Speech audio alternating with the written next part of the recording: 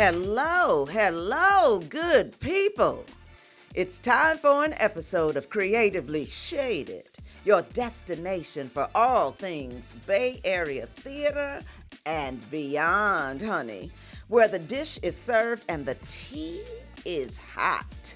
So let's join our hosts, Bay Area Black artists Elizabeth Jones, Jacquetta, Phaedra, Tillery-Boughton, ShawnJ West.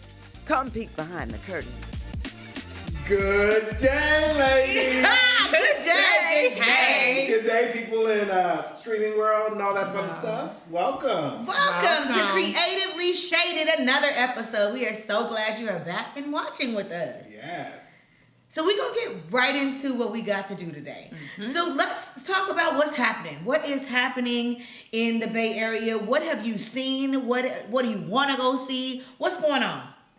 So I saw, before I moved to LA kind of last weekend, Josephine's Feet. Baby. I also saw that. You did? Did you see it? I Yeah. did, yes. Did you see I it? saw it. I for sure saw it because I love Margo. I'm going to just say Let's that. talk We all love about Margo. it. Go ahead and go see it. Well, let's get into it because that was my first time in Magic's theater. Okay. Really? It was. And so I was like, okay, just taking it all in. I think it was the last show.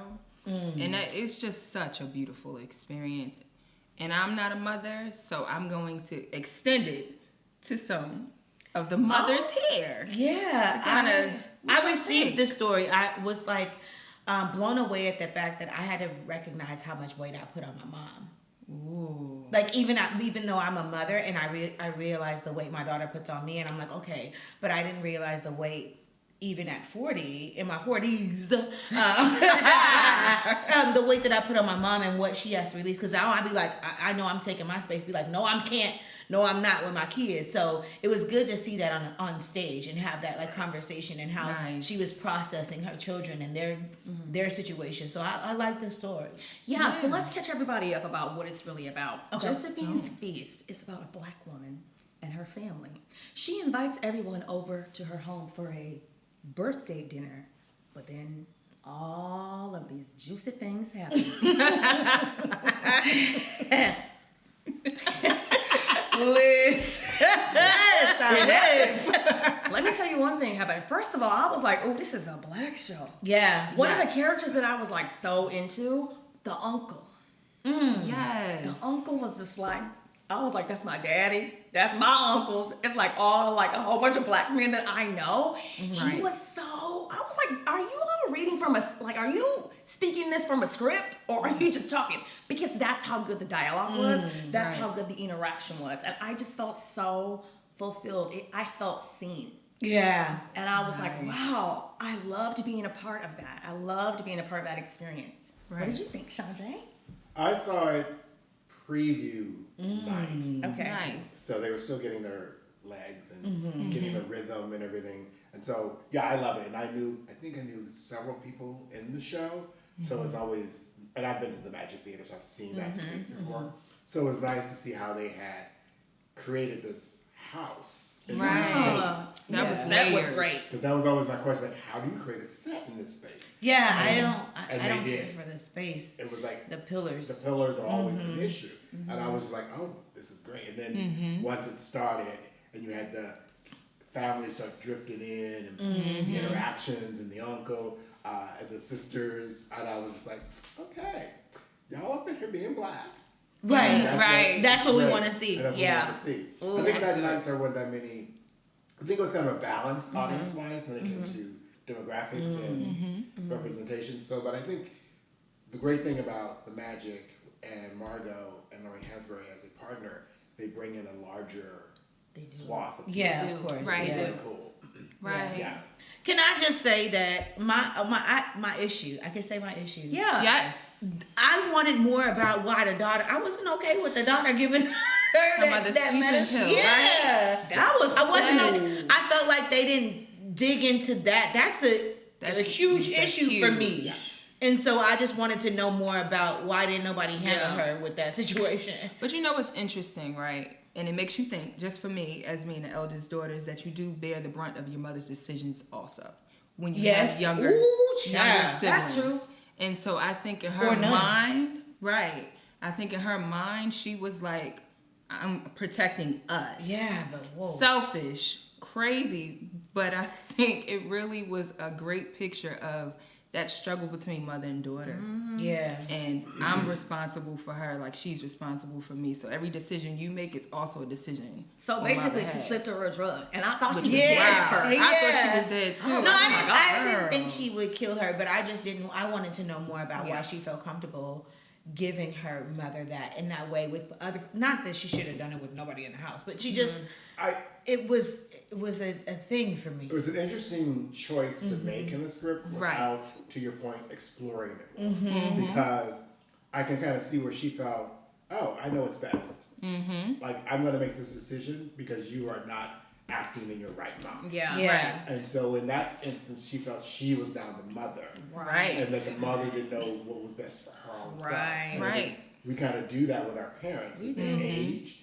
Ooh, child. We kind of turn them into children when they're not. No, we don't turn them into them. They turning themselves into them. Sometimes they do, but sometimes they're still able to make decisions for themselves. Not always wise. Not always wise, but similarly, when we were younger, and Right. we made decisions, Right. and it's hard to. It's like parents giving their kids melatonin, huh? Exactly. Have a smoothie. or giving them a sip of beer. My mom. Yeah, no, I do remember had those that. little small, it was, I think Pabst Blue Ribbon, the little small beer can. Now she didn't give us the whole thing. No. But she goes, "Oh no, just take a sip. Take a sip. Just take a sip." And I'm sure we were out for the rest of the night. Right? And so in that same instance, now the daughter didn't know she'd already taken some stuff, so that was the scary part of it. Right. But it kind of made sense in that the oldest sometimes feels they have that ownership and that responsibility to do that. But the younger siblings don't appreciate that. They don't. Because it's like, you didn't check in with me. You don't decide. You may think you could decide for mom, but you most definitely don't decide for me. And so I think that's where that, like Jasmine's character, where that happened. It was like, oh, yeah. I think that could have gotten hotter because Definitely. Because I would have like the younger child and the oldest would have been they would have been at it a little bit. Yeah. Like, how the hell you gonna drug mama? Yeah, that's what I'm saying. I wanted to see what that conversation was. What that could develop so hopefully into there's a part true. 2. How about that? Right. Josephine's ever dinner. When she comes back, right? And that was written by Star Finch. Yes. Congratulations. Yes. That was really, really beautiful. Really, It was really. like you said, it was great to feel seen and to go into a theater, and it's not us trying to create characters that wasn't written for us to be black. Right. But these characters were real black people that we know or we are or we've experienced. So that's always a delight to go into. And what I also loved was that those actors, some were equity actors, Right. and some were non-equity. That's But I believe they were all local Bay Area actors. Yes. Speak to it. Yes. Speak to it. Yes, That's important. That's very important because I just watched something last week also where I was just like, but I thought this was supposed to be local Bay Area artists. And it wasn't. And I said, okay. Well, I Great find that show, funny. But okay. I find that funny because sometimes there's the conversation that, oh, we can't find or we can't. Right. And I've started to now when I accept a role, I'm always, especially if it's a black show, I say, hey, if you're looking for other actors, let me know. Yeah. I'm starting to say that now because, like you're saying, if we're going to highlight the Bay Area, let's highlight the Bay Area. Right. Yeah. And so I think that leads us to our next conversation, right? Yes. Of to equity or not to equity, right? Can being an actor working in theater be a full-time job? Or is it just a side piece? So, what does it mean to be equity? Miss Phaedra? I do it this way. It's to be a part of a union, and I think we're all familiar with that. There are certain wages that they have to pay you now when you go into shows. There's certain things that you have to have in the room. There's certain requirements that have to be met whenever you perform in a show. When you have, when you're a part of the union. And the union is AEA, Actors Equity of America. Absolutely. So, I've only been a part of Union for a little bit over a year now. I actually realized I haven't really just counted it like that. Aww. But yeah, I'm excited about it. Now, like I said before, you know, there was a time where I didn't believe that I could be an equity actor here in the Bay Area, that it just wasn't, they weren't hiring that way. But I think that has changed post-pandemic, and that I am finding work. But now, is it full-time work? It's performing, so it's in its increments, right? Like, so I'll have a contract for 3 months or 6 months, or so it depends, right? I know that I know that I always have to also have my foot to the ground, because that can come and go, and of course I want a long contract, but then again I don't, because I want to be able to play different roles, and I want to be able to change around, and I also direct, and I also write, so I want to have the fluidity of my schedule. So to equity, yes, I can say that for me, because I like the way that it protects me when I'm performing, and I can make a certain wage. But if that's not where you are in your career, it is okay not to equity, and you can find decent work and a living. The Bay Area doesn't pay a living wage. Okay, I just scoot it back. You are paid decently. You can find things that you're paid decently and be non-equity. That's just the route I decided to go in my career for as long as I've been doing it. I thought that was the next step for me. Yes. So it's up to you and where you are in your career. Okay. Well, you want to jump on? Sure. Go ahead. I am a non-equity actor. Okay. And I have had the privilege of being able to work under equity contracts, and it's great. I get all the breaks. When the equity actors get breaks, I get the same pay. For me, it's something that I do want, and I can actually turn equity now if I wanted to, but I don't, because I just want to leave myself open for when I get that. I'm like waiting for that, someone to be like, here's an equity contract. Now that might just be something that's in my imagination, but it's what I'm kind of looking for. So in the meantime, I am continuously working, and I do all kind of stuff. And so I like the flexibility of being able to be like, I'm gonna go to the gym at this time, or I'm gonna do X, Y, and Z, or I'm gonna do, cause I like doing all kinds of stuff. And previously, I had like a full-time job, and then I stepped out on faith. Right. In 2019. And then the pandemic happened. Oh, Lord. We all know what that was like. So for me, it's something that I do want to do. I do want to be an equity actor. And I believe, and I know that it's going to happen, and I'm looking for that contract. Anyone out there? Yes. Can you say more about you're looking for them to hand you the contract? What does that mean? So that basically means that, like, if there is a theater that has equity contracts and they want to cast you in a specific role, they can say, hey, you have the option of coming on, and we will have you on as an equity actor. And then I can pay my dues, and I'll receive my card in the mail, and I'll be an equity actor.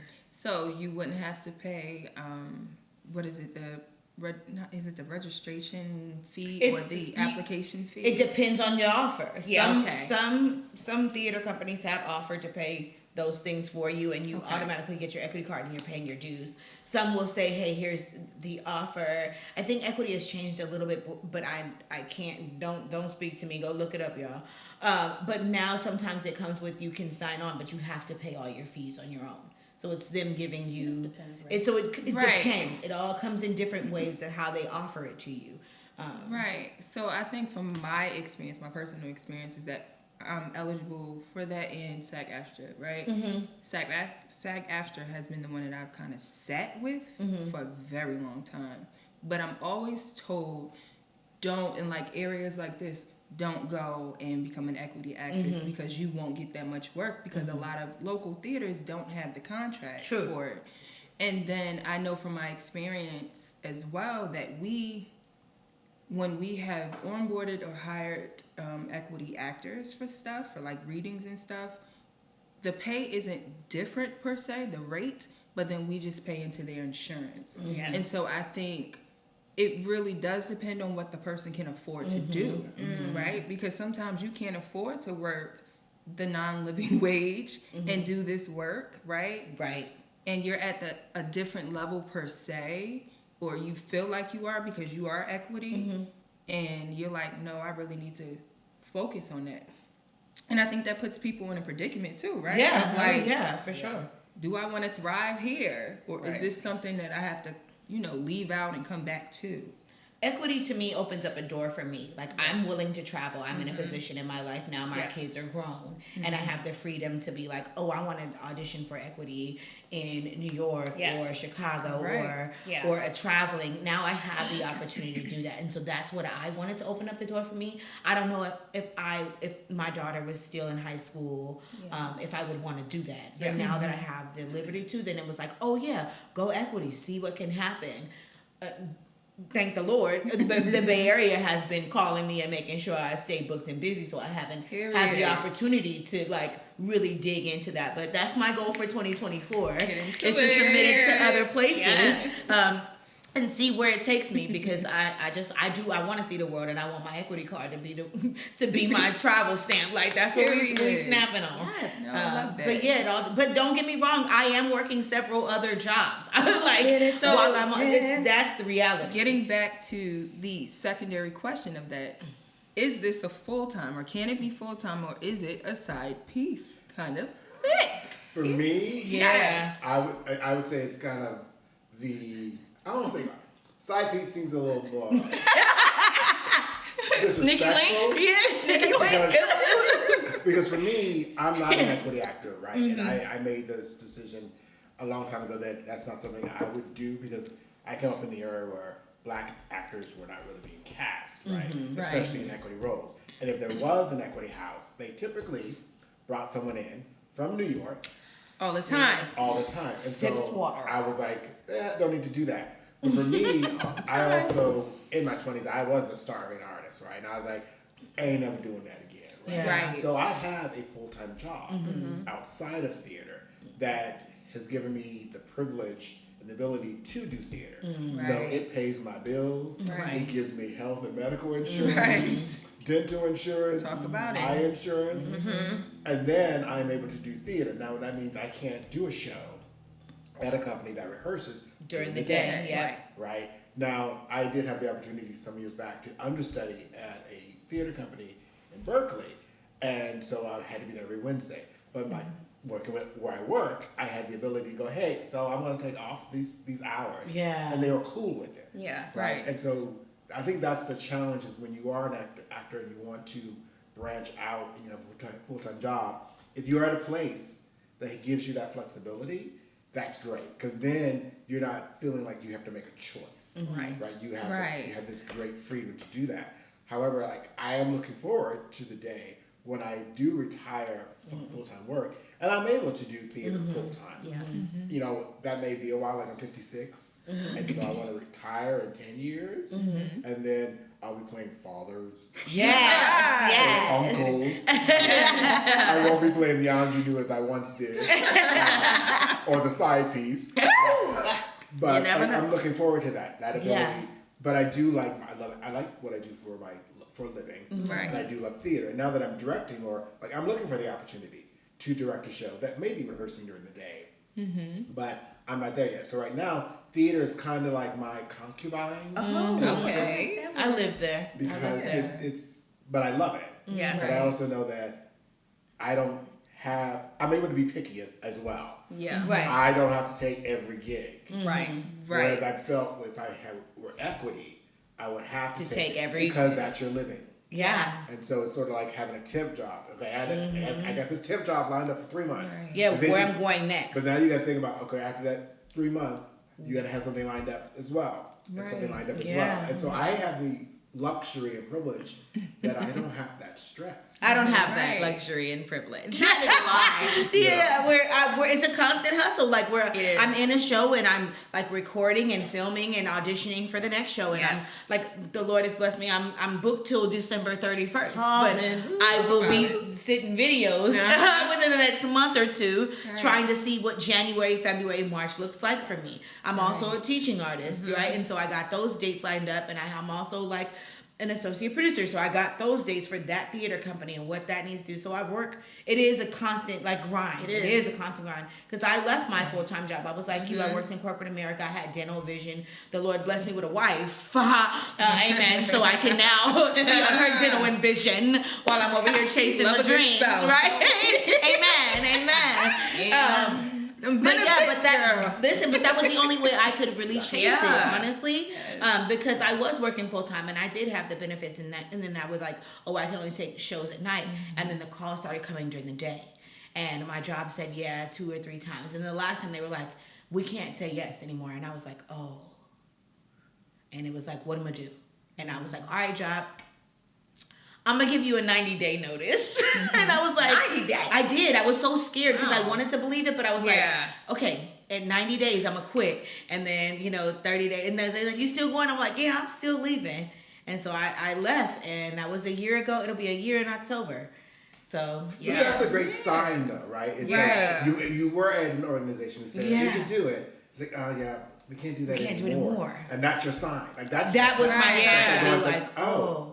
Then I need to leave. Right. Yeah, it was time. It worked, and now it doesn't work. It doesn't work anymore. Oh, so that I do need to. Yeah. Right. And the calls started coming, and I was like, oh, I can't juggle all of these things, and so I stepped out on faith, like you stepped out, hallelujah, and it worked out. So I'm thankful. But like I said, everybody's in their different places in your career, and you got to do what works for you and what works for your pocket, because the Bay Area ain't easy. It ain't easy. It's not. Well, theater artists ain't easy. Right, but you know what I think, and I say this to people who always think like, oh, should I do film and television or should I do theater? And I'm like, theater's for the people who love it, because if you don't love it, it's going to be hard as hell to do. Because it's not paying you. No, it's not the money maker the way you think it is. It is really for the passion and the love of theater. Now, don't get us wrong. That it can be lucrative. It can be, but you got to be willing to put in the work. You got to be willing to grind. You got to grind for it. Crazy. So I guess it's one of those things to be continued, huh? Yes. So that moves us on to Center Stage Shade. This is the moment where we maybe be shady, throw a little light on some places that are shady.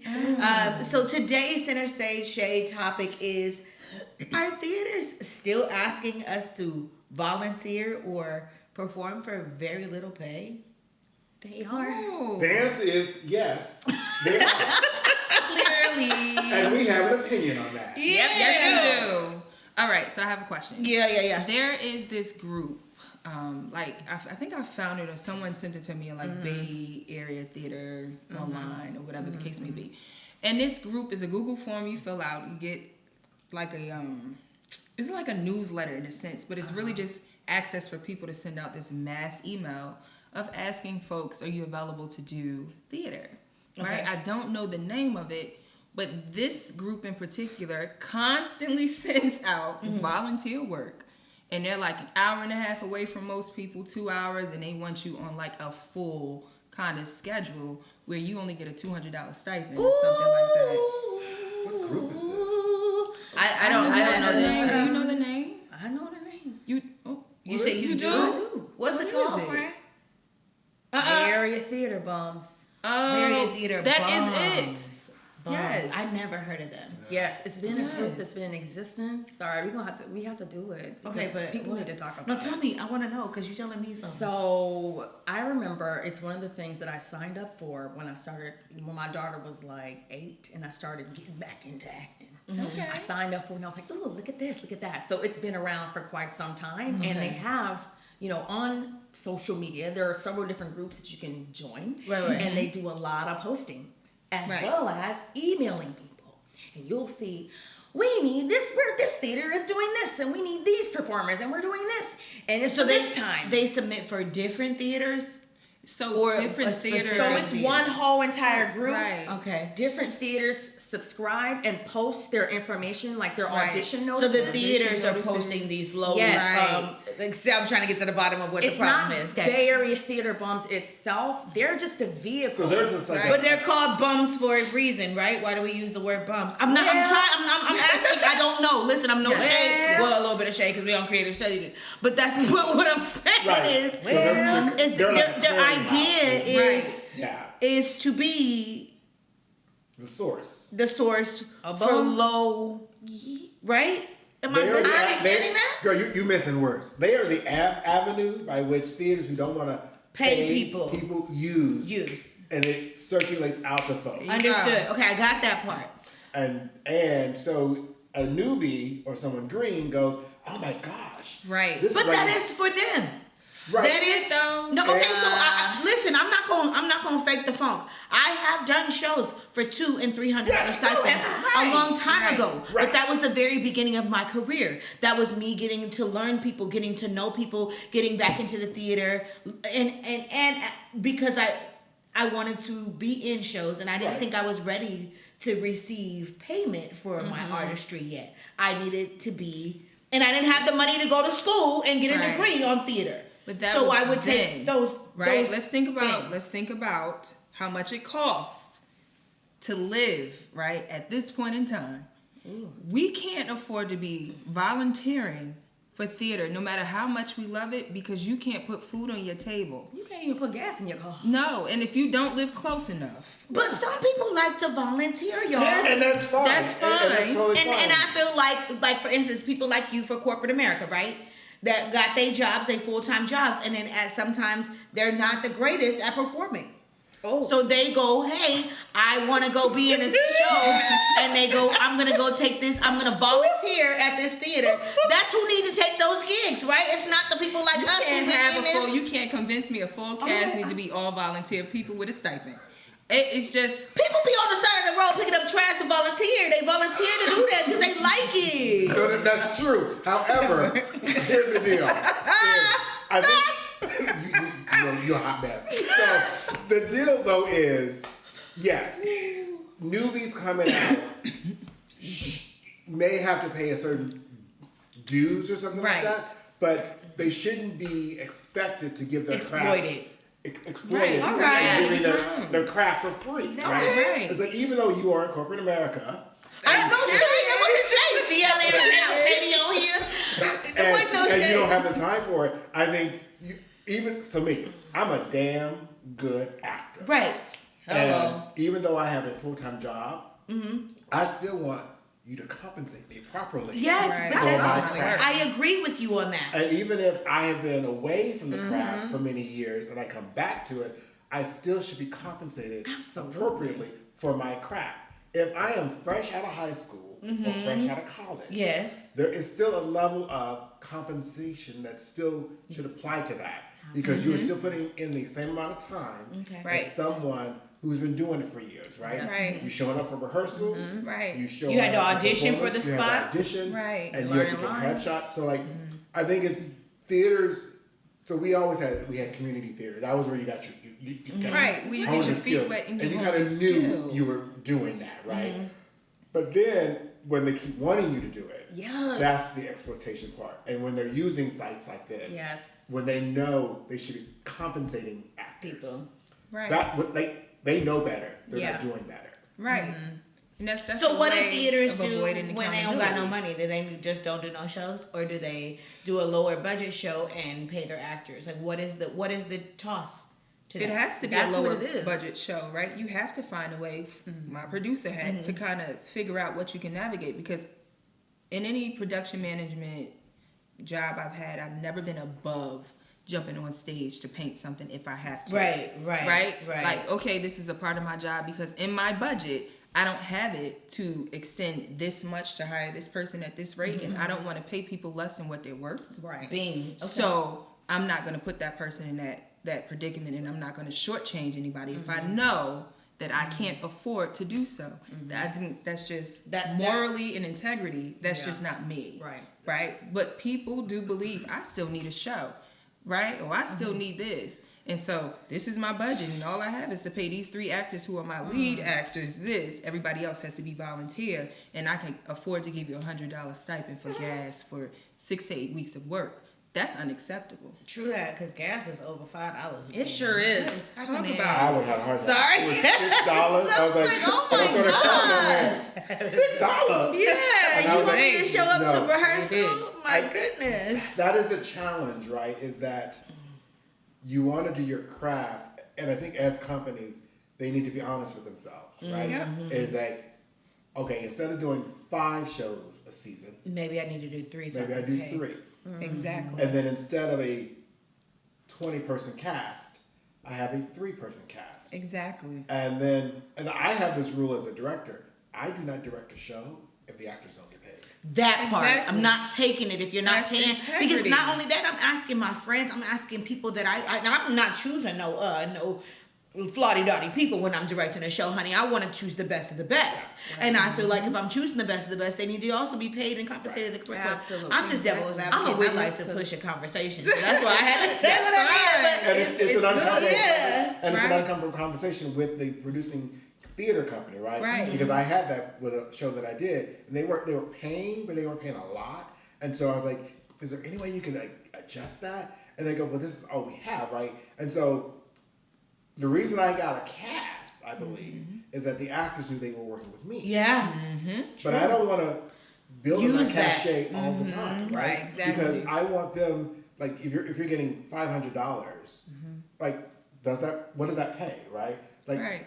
do some more grants, pay them a minimum of $1,000, Yes. a minimum of $1,000, right? That's at least something, right? Right. If your aim is $1,000, an actor who lives in San Jose may be okay with coming to San Francisco. Yeah. But if it's Yeah. only 400 or 500, it's challenge. And then you're kind of using my reputation. Yeah. Right. And that's Actors. not okay. Off And of so- what I exactly. do for That's your like own a thing. scapegoat. And so I It think is. Like that. figure out how to do it. Take a hiatus until you all can find the funds to do that. Do 3 shows a season. Right. Or do something like a workshop or a stage reading. That's when you get into new development, right? Because then it allows you to still have some form of a season, but you get creative with it. Absolutely. Yeah. So where you're not requiring yourself to have a full production where you can't afford to do Yeah. all of that and Or that overhead. So do it's what I'm sorry. no, go ahead. I'm sorry. My producer had jumped on. Y'all know this is like, what? we just be jumping on top of each other. Or do like what Lorraine Hansberry and the Magic Theater did, and they came together and put on a beautiful work. Or what Right. SF-Batco is doing with Oh. the legacy companies, where we're doing the New Roots Theater Festival. Yeah. And so it's Right. a weekend full of 4 different companies, as well as our own, putting on stage readings and full productions, and you can see them for a low cost. When is that? That is November 10th through the 12th. Okay. Please, we'll be there. You Yes, should be will. there y'all, too. Y'all should definitely come. Creative. And my birthday is that weekend, so Oh. you know I'm Come accepting see us. gifts. Come see about But us. a Come big see gift about would be us. if you just join us and see us. You know. All right, and that moves us to our final topic tonight. What are we all working on? I mean, what's happening, girl? Yeah, what is happening? What's happening with us? ShawnJ, you start us up. What are you Start us working off. on What you right doing? now? Wow, you Yes. guys. So I am directing a show at New Conservatory Theater Center, NCTC, called We Are Continuous by Harrison David Rivers. And it is a 3-person play that speaks to a young Black American man and his husband, and his relationship with his family. And so in this particular story, he is coming out as HIV positive to his family. Wow. And it tells the story of getting to that point, like his childhood, his relationship with his parents, and everything. So it opens October 28th. My All mom's right. So we have to choose a creatively shaded night so we Yes, can we all do. go Yes, and we see do. you. Yes, Yes, that's amazing. So looking forward to that. It has some great actors in it. So yeah. Nice. Can I say representation matters? It And that does. is beautiful because that's layered. That That is is really really layered. fair. NCTC always really does beautiful, I want to say queer work. They do. They really do a good job with always presenting new queer work that is really like heavy or educational. I really, really, really enjoy seeing shows there. Yes, Nice. impactful. Okay. Yes. Thank you. Yes, we want to see ShawnJ. Yes. And Lady J, what are you up to? Oh, I'm in school. All right. What are you in school for?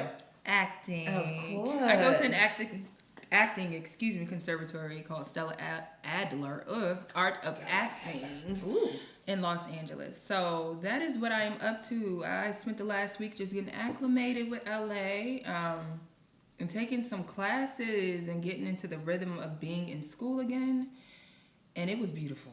Awesome. It was beautiful. And I was like, oh, right on time. So when we say God is right on time, Come on. when we say stuff is ordained, it's like this is it. This is what I did all that work for, that hustle and bustle. Awesome. We can't can't wait to hear what you're working on in school as we follow along your progress and what you're learning. That's going to be so exciting to share with our audience. Absolutely. It's really inspiring as well because it lets you know that there is no age limit to going to pursue what you believe in your heart is important to you.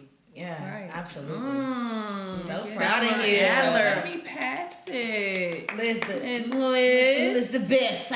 Well, I am going to do my show today. Okay.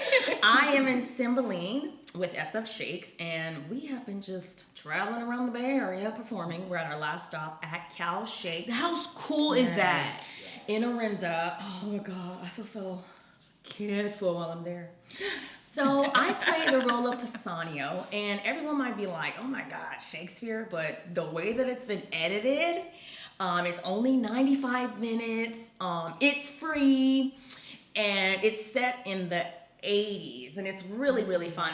I'm having a ball. So we have this weekend and next weekend, then we're closed, and then after that, who knows? But I'm, just like Phaedra said, hustling, looking and enjoying just the opportunity to be able to have like a creative break and see what I got going. Ooh, yes. Bye-bye. Beautiful. So I am currently in the cast of Crowns. Ooh. We are open with Center Rep at the Lesher Center in Walnut Creek, and I'm playing Mabel. It's a story about a young woman who is from New York, and she has a tragic situation happen, and her family sends her to live with her grandmother in the South, honey. And her grandmother is a church lady with the church hat, so it's about the 80s, 90s era. And so she sends her down there with her church grandma, and I'm one of the church ladies. All the church ladies surround themselves around this young lady and try to bring her to the Lord. Hallelujah. So we're running until October the 6th. And my fellow cast got to come out and support, which is always great to have a support system. So that's what I'm working on now. And then, like we said, we have the New Roots Theater Festival coming. So those are the things that I'm working on currently. And just there's also things that are happening behind the scenes. San Francisco Bay Area Theater Company is doing a workshop of a show called Every Saturday Night. And so we're in round 3 of that workshop. Starts on Monday. With a few actors. It's not going to be performed, but it's just basically working on the book. And that book is also going to be amazing. And that show is going to come up in 2025. So I'll tell you more about that. You'll get some behind the scenes footage of stuff like that. But we are also always working on new work, things that you haven't seen before that are Black stories. Yeah. So I'm excited about that for everyone to come and see. That's really and they must see Crowns. Oh, absolutely. Yeah. It is a must see. It was quite the experience, and it was Yay! You did the damn thing. Come on. Mabel.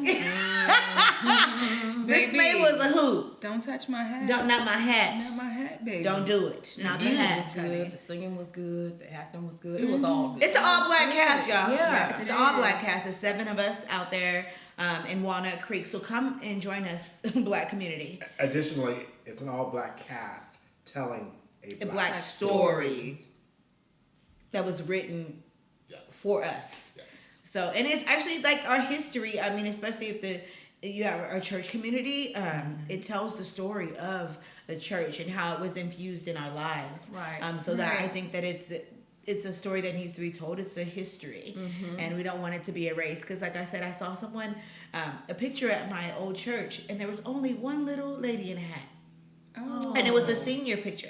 Yeah. So it was senior day at church, and there was only one lady in a hat, and I was like, oh my goodness. Yeah. So it's a dying thing, like women. I think in the South it's probably still going, but out here in the Bay Area, them old church ain't going no church hats like they used to. So when I grew up going to church, wearing a hat was important. Yeah. And though you were a child and you couldn't stand sitting behind a lady with the hat because you couldn't see. Yes. Okay. Because church ladies was, they thick, wide, yes, right up. Yes, sit down. Like this, and you just okay. And don't so get to rocking. Hello. And then all of a sudden you falling asleep because you can't see. And you get popped. And you like, but I can't sing. So come and see Crowns. It's about that. It's really about that. It will bring you back to that childhood. And I was like, ooh, this is good. Yeah. And my great-grandmother's name was Mabel. You had her feistiness. Yes. Oh, that's cool. Let's get it. Amazing. And it's well done. It's very Yes, it is. Thank you. Thank you. We working hard over there. Yes. Right. So thank you so much for being with us today. Continue to stay tuned. Follow us on Instagram. You can email us. Liz, tell us the email. creativelyshaded@gmail.com. I love Liz. She also does commercial work if anybody wants to sign her up. Hire me. All right. Bye, ShawnJ, Miss Elizabeth, Miss Jacquetta. I'm Phaedra, and we are Creatively Shaded. You guys have a great day. See you next time. Take care. Be well.